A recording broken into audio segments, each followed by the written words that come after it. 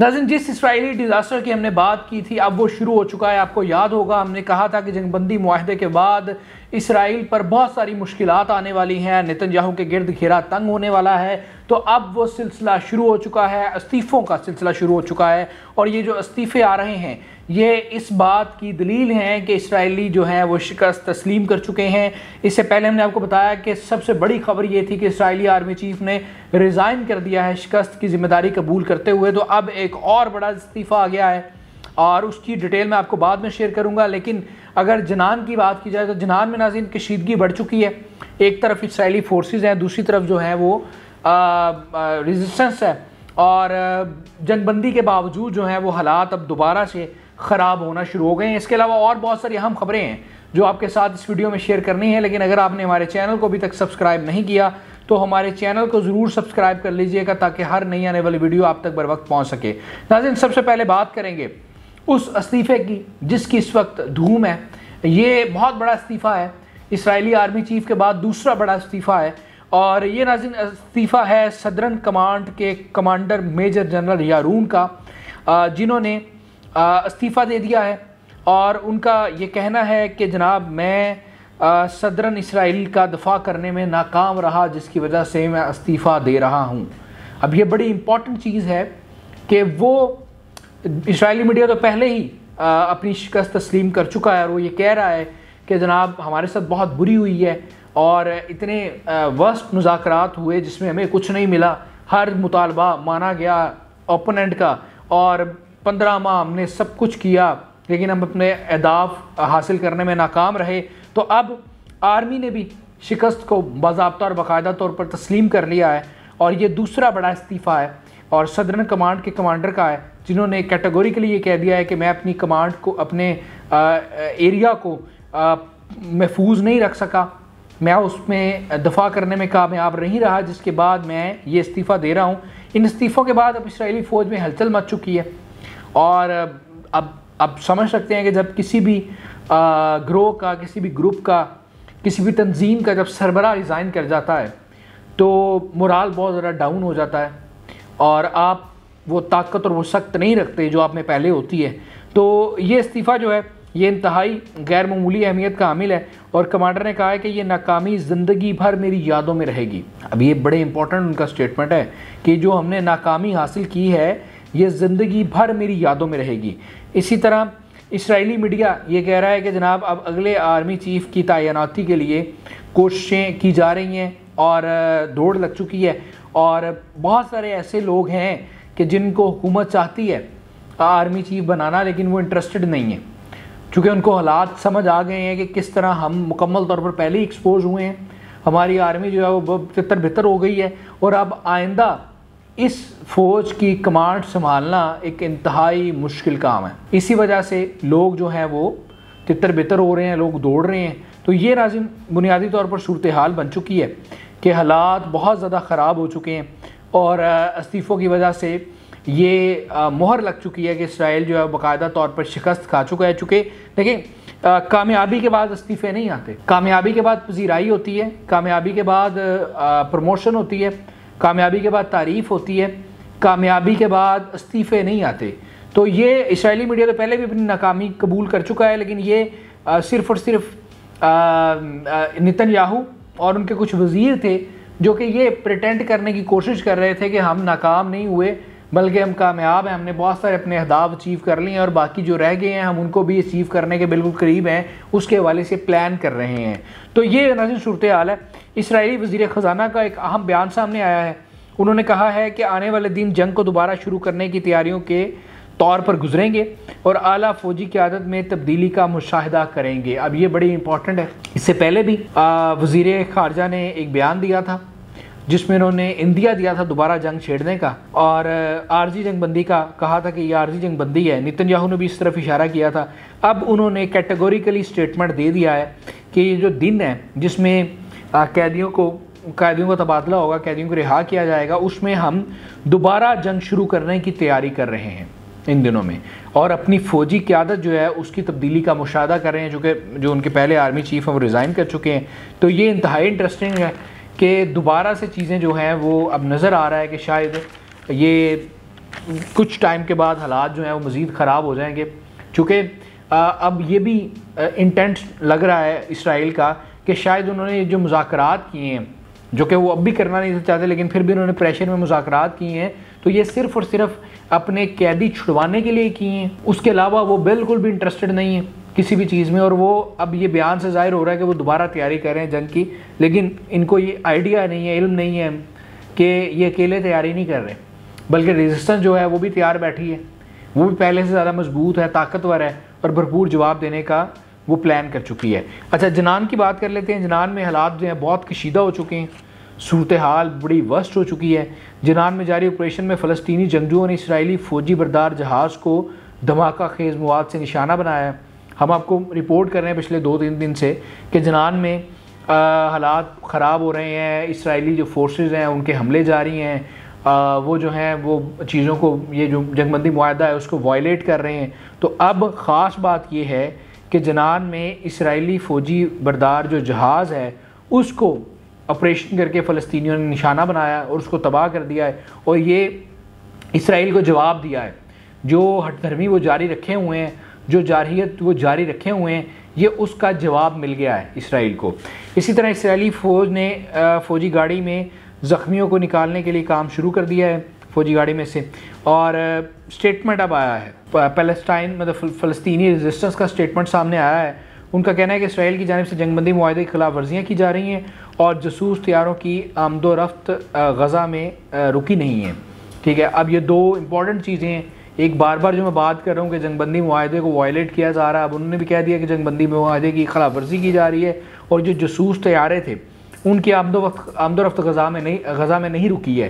देखिए, ये दोगली पॉलिसी है कि एक तरफ जंगबंदी मुआहदा कैदियों का तबादला जारी है, दूसरी तरफ जो है वो इस तरह की हरकतें कर रहे हैं जो कि इंतहाई नामुनासिब है। इसका रिजल्ट इनको भुगतना पड़ेगा। कतर और मिस्र ने इसराइल को ख़बरदार किया है कि खिलाफ वर्जियाँ जारी रखने से मुआहदे को ख़तरा है।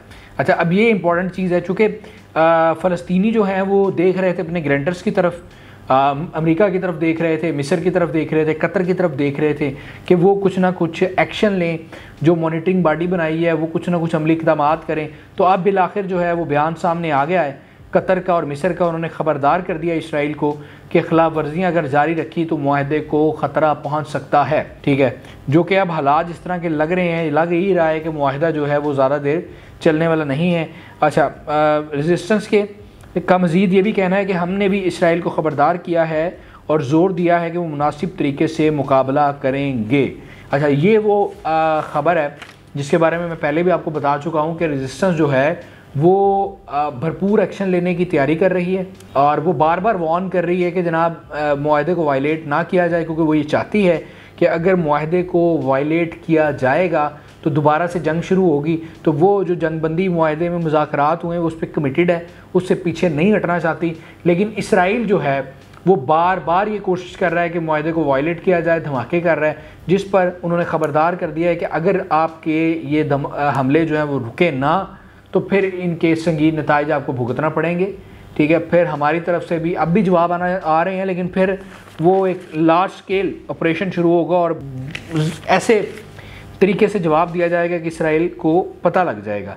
अच्छा, अल-अक्सा ब्रिगेड का कहना है कि हमारे जंगजू मुख्तलिफ महाज़ों पर मशीन गनों और धमाका खेज़ आलात का इस्तेमाल करते हुए दुश्मन की अफवाज के साथ झड़पों में मसरूफ़ हैं। अब ये एक तस्दीकी स्टेटमेंट आ गया अल-अक्सा ब्रिगेड का भी कि वो भी इस वक्त लड़ रहे हैं, झड़पों में मसरूफ़ हैं। और ये अब जो हम आपको ख़बर दे रहे हैं कि जनाब कि अल-अक्सा ब्रिगेड जो है वो झड़पों में मसरूफ़ है इसराइली फ़ौज के साथ, ये उस वक्त ख़बर है नाज़रीन, ये आज से 10 दिन पहले की खबर नहीं है, बल्कि ये उस वक्त की खबर है कि जब जंगबंदी मुआहदा हो चुका है, जब जंगबंदी मुआहदे पर नाफिज हो चुका है, उसके बाद की ये खबर है जो मैं आपके साथ शेयर कर रहा हूँ, जो कि इंतहाई संगीन है, इंतहाई ख़तरनाक है। मुज़ाकरात जो हुए उसके बाद जो मुआहदा हुआ उसकी पासदारी करनी चाहिए, लेकिन इसराइल पासदारी नहीं कर रहा, जिसकी वजह से रेजिस्टेंस मजबूर है उनको जवाब देने पर। हमारे जंगजू कैंप में दुश्मन की फ़ौजों से कुल्हाड़ियों और धमाका खेज़ आलात से लड़ाई लड़ रहे हैं, ये भी अल-अक्सा ब्रिगेड का ये कहना है। उसके अलावा नाज़रीन, मकबूजा मगरबी किनारे में जनान पर इसराइली फ़ौज के हमलों में डॉक्टर और नर्सों समेत 10 फ़लस्तीनी हलाक और दर्जनों ज़ख्मी हुए। अब ये खबर है कि ये जो झड़पें जारी हैं, जो हमले हो रहे हैं, इसमें देखें अब दोबारा से वही नुकसान सामने आना शुरू हो गया है जो कि मुज़ाकरात से पहले नुकसान हो रहा था। अब ये इसमें डॉक्टर और नर्सों समेत 10 फ़लस्तीनी जो हैं वो हलाक हो गए हैं, जबकि दर्जनों जो हैं वो ज़ख्मी हो चुके हैं। तो ये इंतहाई नामुनासिब अमल है इसराइल का। इस पर अमेरिका को चाहिए कि फौरी तौर पर एक्शन ले और नेतन्याहू को बैन करे और उसको कंट्रोल करने का कहे, चूँकि इस तरह अगर हालात चलते जाएंगे तो फिर हालात दोबारा से जो है वो ख़राबी की तरफ आना शुरू हो जाएंगे और हमारे जो तवक्कुआत थी कि अब जो है वक्त गुजरने के साथ साथ चीज़ें बेहतर हो जाएंगी, वो दोबारा फिर से जो है वो ख़राब होना शुरू हो जाएंगी। अच्छा, इसराइली मीडिया के मुताबिक तेल अवीव में चाकू के हमले में 4 अफराद ज़ख्मी हो गए हैं, 4 अफराद इसराइली ज़ख्मी हुए हैं। चूँकि वहाँ पे कोई ना कोई इसराइल में तेल अवीव में जो है वो फ़लस्तीनी घुस जाता है और वहाँ पे मुकामी लोगों पर हमला कर देता है, उनको नुकसान पहुँचाता है, अपना जो है वो गुस्सा निकालने की कोशिश करता है। तो ये भी उसी तरह की कोई कार्रवाई है। नाज़रीन, एक इसराइली सहाफ़ी का इस वक्त बयान जो है वो सोशल मीडिया पर बड़ा वायरल है और मुख्तलिफ़ जगहों पर वो चल रहा है। इसराइली सहाफ़ी का कहना है कि गज़ा जंग मुआहदे के बाद अब इसराइल को फ़लस्तीनी ज़मीन पर अपनी जंग से मतलब अब मुआहदे के बाद जितनी तबाही हुई है इसराइल की, जिस तरह पूरी दुनिया में इसराइल का इमेज ख़राब हुआ है, तो अब इसराइल को चाहिए कि जंग की से हटकर अब अपनी बेहतरी के लिए कोशिशें करें, अपने नुकसान का ज़ाला करने की कोशिशें करें और जो पूरी दुनिया में उनका इमेज ख़राब हो गया है उस इमेज को बेहतर करने की कोशिश करें। उन्होंने कहा अपनी तमाम दहाइयों रिपोर्टिंग में गुजरी, मतलब वो कह रहे हैं मैं तमाम दहाइयाँ जो है वो कई दहाइयों से रिपोर्टिंग कर रहा हूँ, लेकिन इसराइल को इस पोजीशन पर नहीं देखा जिस पर वो आज आ चुका है। दुनिया भर में इसकी साख को नुकसान पहुंच रहा है।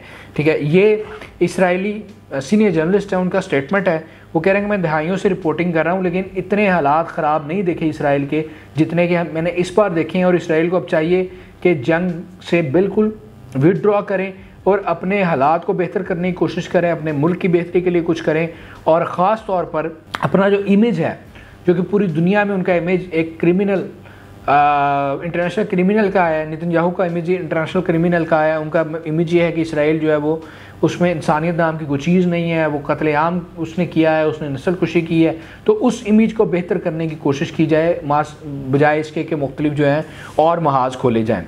अच्छा, जनूब मशरकी एशियाई ममालिक की तंजीम है आसियान, उनके 10 रुकन ममालिक ने गज़ा में इसराइल और हमास के दरमियान जंगबंदी का खैर मकदम किया है और मुआहदे के तमाम मराहिल पर मुकम्मल अमल दरामद का मुतालबा किया है। उन्होंने कहा है कि फ़लस्तीनियों के लिए अपनी इमदाद की मुकम्मल और महफूज तेज़ रफ्तार बिला रोक टोक तरसील का भी मुतालबा करते हैं और मज़ीद कहा कि हम गज़ा से इसराइली कैदियों और इसराइली जेलों में कैद फ़लस्तीनियों की रिहाई का भी मुतालबा करते हैं। ये नाज़रीन स्टेटमेंट है 10 ममालिक की तंजीम का आसियान। उन्होंने कहा है कि जनाब ये जो कुछ हुआ है ये मुनासिब रद्द-ए-अमल है। इसी तरह जो रूस के वज़ीर ख़ारजा हैं उन्होंने कहा है कि चीनी सदर ने अपने रूसी हममनसब पुतिन को दूसरी जंग अज़ीम में जापान को शिकस्त की याद में होने वाली तकरीबात में मदऊ किया है।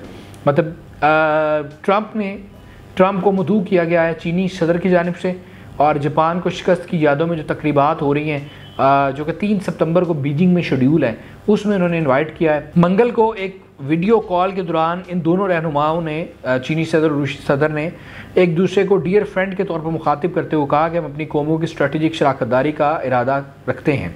ठीक है, इसके अलावा मास्को और बीजिंग के दरमियान ताल्लुकात गुज़िश्ता चंद बरसों में काफ़ी गहरे हुए हैं। दोनों ताकतों के मौक़िफ़ अहम बैनुल-अक़वामी पेशरफ्तों पर यकसा हैं। अब ये इंपॉर्टेंट चीज़ है कि चीन और रशिया के दरमियान कुछ अरसे में ताल्लुकात बहुत बेहतर हुए हैं, हालात इनके बड़े तेज़ी से बेहतर हुए हैं और ये दोनों जो हैं वो बैनुल-अक़वामी जो पेश रफ्तों पर यकसा मौक़िफ़ रखते हैं। मतलब जो कुछ दुनिया में डेवलपमेंट्स हो रही हैं ये उस पर यकसा मौक़िफ़, मतलब अगर इसको सादा अल्फाज में कहा जाए तो ये जो अमेरिका ब्लॉक है, जो वेस्ट अलाइंस है, उसके अगेंस्ट जो है ये मुश्तरका जद्दोजहद कर रहे हैं, पहले भी कर रहे हैं, मुश्तरका जद्दोजहद अब भी कर रहे हैं। इनकी स्ट्रेटजी सेम है। ठीक है, ये दोनों का मकसद एक ही है कि किसी तरह जो अमेरिका की ताकत है उसको कमज़ोर किया जाए, अमेरिका को कमज़ोर किया जाए। अच्छा, चीनी सदर ने मज़ीद कहा है कि उन्होंने दूसरी जंग की फ़तह के तहफ़्फ़ुज़ और अक़वाम मुत्तहिदा के बानी ममालिक और सलामती कौंसिल के मुश्तमिल मेंबरान की हैसियत से चीन और रूस के हकूक़ के तहफ़्फ़ुज़ की अहमियत पर ज़ोर दिया है। ये चीनी सदर का स्टेटमेंट है।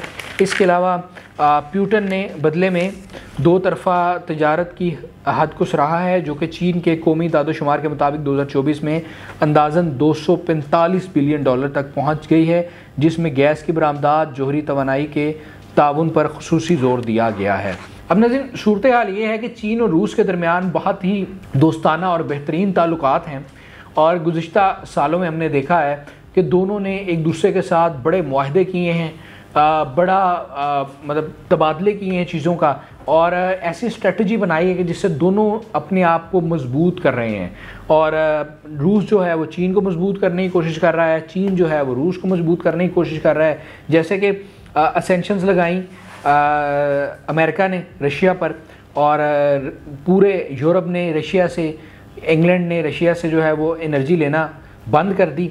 तो वो जो एनर्जी, चूँकि ये सैंक्शंस इसलिए लगाई गई थी कि जब उनसे एनर्जी नहीं लेंगे यूरोपियन कंट्रीज़ तो उनको नुकसान पहुंचेगा, उनकी इकॉनमी डिस्टर्ब होगी। जब इकॉनमी डिस्टर्ब होगी तो वो यूक्रेन के साथ जंग में कमज़ोर हो जाएंगे। लेकिन दोस्ती निभाई चाइना ने, और वो सारी जो एनर्जी है वो चाइना ने ली, और चाइना ने उसको इस्तेमाल किया, और उससे जो है वो सस्ती प्रोडक्ट्स बनाई और अपने आप को दुनिया में मजबूत किया। तो इनकी दोनों की बड़ी अच्छी कोऑर्डिनेशन है। और ये जो ट्रंप और पुतिन की मुलाकात होने जा रही है, बेसिकली ट्रंप का मकसद यही है कि किसी तरीके से हम जो है वो इनके जो ताल्लुकात हैं उसमें थोड़ा सा गैप लेकर आ सकें, और अपने दरमियान जो कशीदगी है, मतलब रूस और अमेरिका के दरमियान जो कशीदगी है उसको ख़त्म कर सकें। तो इसीलिए अमेरिका जो है वो मुसलसल कोशिशें कर रहा है। अमेरिका जो मुसलसल ये चाह रहा है कि किसी तरीके से जो है वो हम ये जो यूनिटी है, ये जो इत्तेहाद है दोनों ममालिक का, चीन और रूस का, इसको कमज़ोर कर सकें। तो नाज़रीन,